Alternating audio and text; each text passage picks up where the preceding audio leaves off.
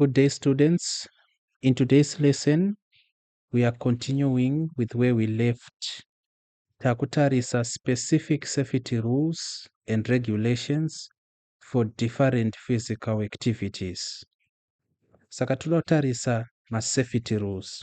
Atakamboita outline ayaya, tatarisa zvakare ma-regulations, but pari zvino manje takutarisa specifically for different physical activities. Sezvatakatsanangura kuti tine ma-rules ari general anongo apply kana tichiita ma-physical activities, asi tinozoita ma-rules ari specific to specific physical activities.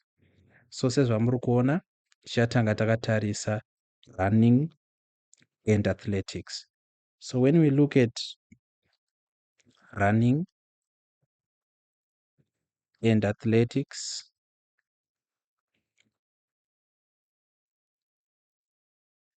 tikutaura kusprinta, ma-sprints, tikutaura ma-relays, then tozoenda kuma-12 rounds, then tozotaura zvakare about ma-field sports akaita se-long jump. Takadai so. So this is what we are concerned with. What are the regulations and rules which apply specifically to running and athletics? So the first rule we talk about, ndeyekuti you have to stay in your lane. If running in lanes, stay in your assigned lane. Saka iyi mutemo uyu wakakosha, stay in your lane. Haubude mulane mako, ukabuda mulane mako you are disqualified. Unobva wabuditswa murace, hauchatenderwi kuramba uri in that race. So you have to stay in your lane. Izvi zvinoitirwa kuti tisapiringishana, uye nekuti ukapiringisha munhu anogona kutodonha kuvara. Ndosaka zvichinzi you have to stay in your lane. Tichibva ipapo, look before you run. Ensure the path is clear before starting to run. Saka tisati tatoenda ku-second point, takatarisa the first point, saka muchiona kuti kana pachiitwa 200 tichimhanya 200 meters, tinoiswa mapositions akasiyana. Anenge aine curve anoiswa kwekupedzisira, then anenge ari kulane riri kwekupedzisira uko anenge ari kumberi zvishoma. Zvinoitirwa to compensate for advantage ine munhu anenge ari pacurve, but munhu anofanirwa kuramba ari mulane rake. Asi kana muchiona maOlympics muchaona kuti kana vanhu vachimhanya ma-long distances aya mahombe hombe, mutemo uyu uri relaxed. Kana vanhu vachimhanya ma-5 kilometers, mutemo uyu uri relaxed, nekuti ma-long distances anoita kuti kumhanya kwevanhu vanonyanyokusiyana zvokuti munogona kupinda mulane reumwe. Asi kana ari ma-short distances, ma-sprints, relays, you have to stay true to course, unofanirwa kuramba kune mulane mako. So the second was we have to look before you run, kutarisa kuti kuri clear here kwandinoda kuenda.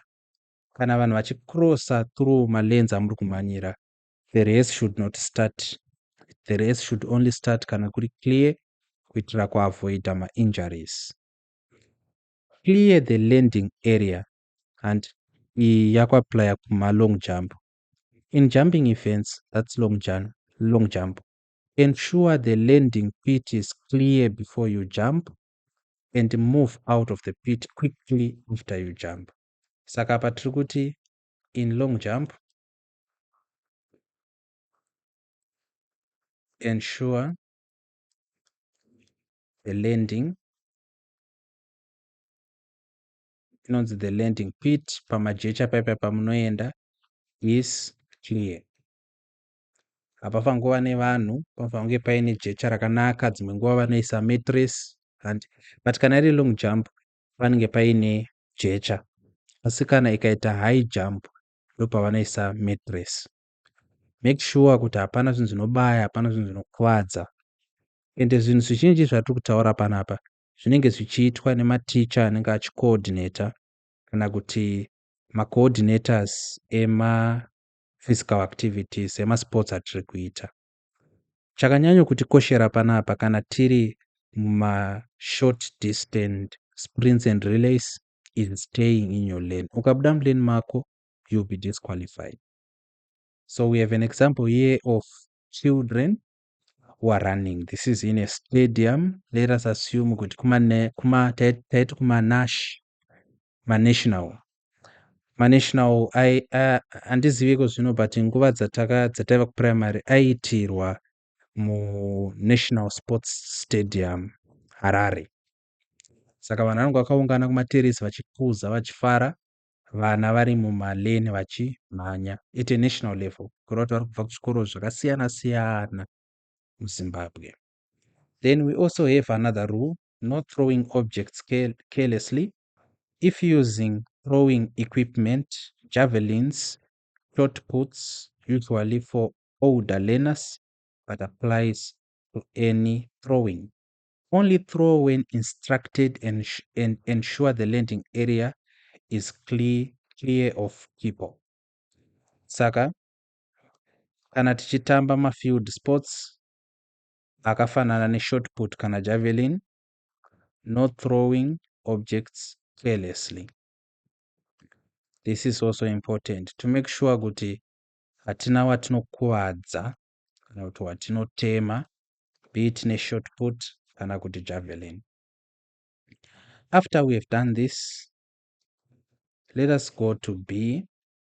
B yakutaura about ma-ball games. Saka ma-ball games anosanganisira the most beautiful sport, football,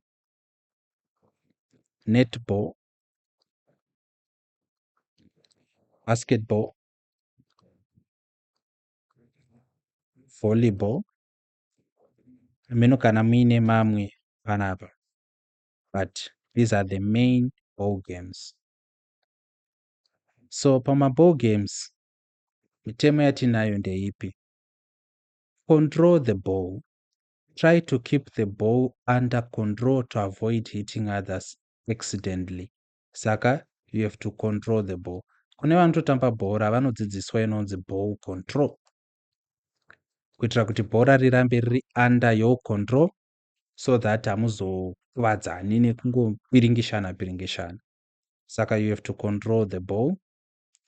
Then no kicking or throwing at people's heads. Saka you don't have to kick deliberately. Dzimwe nguva ma-mistakes anowanikwa, but you have to make sure no kicking and throwing at people's heads. Tema munhu kumeso, be it kukava bhora rorova munhu kumeso, hazvitenderwi. Kana zvikaitwa deliberately unotopiwa a card, yellow or red. Aim for the body or legs, not the head, especially in football. Saka you have to make sure, unless zvaitika by mistake, but you have to make sure, because unogona kutokuvadza munhu zveupenyu hwake hwese. One of the most important rules panapa, it's avoiding a foul. So you have to avoid fouls. Play fairly and avoid dangerous tackles or pushing. And hatidi vana Ramos, hatidi vana Pepe, mapaona, vana Mbeumo. Hatidi vanhu vanotamba bhora riri rafu, nokuti ukakuvadza munhu akavhunika gumbo, akavhunika ruoko, anenge atokuvara atoremara zveupenyu. So avoid fouls, even especially basketball. Mafouls vanomacherechedza zvakanyanya, and vanhu vanotopenalizwa kana vakaita mafouls. We also have check the playing area. Iyi yakakosha iyi. Kana tiri kuchikweshe boys, vasikana kana tiri kumaflau, ngatitarisei nzvimbo yatiri kutambira, and ensure the court or pitch is free of debris or slippery spots. Pasava pakatota zvokuti munhu anosvedza akadonha. Ndosaka chinzi musatambira bhora muclass, musatambira bhora muclass. Imwe reason yekusatambira bhora muclass ndeyekuti maclasses edu anenge aine mashiny floors, dzimwe nguva anenge aine matiles, dzimwe nguva anenge aine a red floor inoiswa cobra. Isusu tiri kuprimary tine fissure ratainotema toritswanya toita senge tiri kudzura muclass, zvonyatsokubuda kagreen kakanaka. Izvozvo zviri slippery, ukasvedza ukadonha unogona kutokuvara. Saka zvichinzi you have to check the playing area. Kana tichitamba bhora, we have to check patiri kutambira kuti pakanaka here. Then we have to wear protective clothing. Saka protective clothing inosanganisira chii? For example, tiri kutaura about machine pads or shin guards. Tiri kutaura about mahelmets. We have masports akaita sehockey anoda ahelmet or rugby or football, etc. If playing football, shin guards offer important protection for your legs. If you are playing cricket, for example, you need a helmet and those protective clothing. If you are playing baseball, if you are playing football, which is a form of rugby, if you are playing hockey, you have to wear the appropriate clothes or clothing required for that particular sport.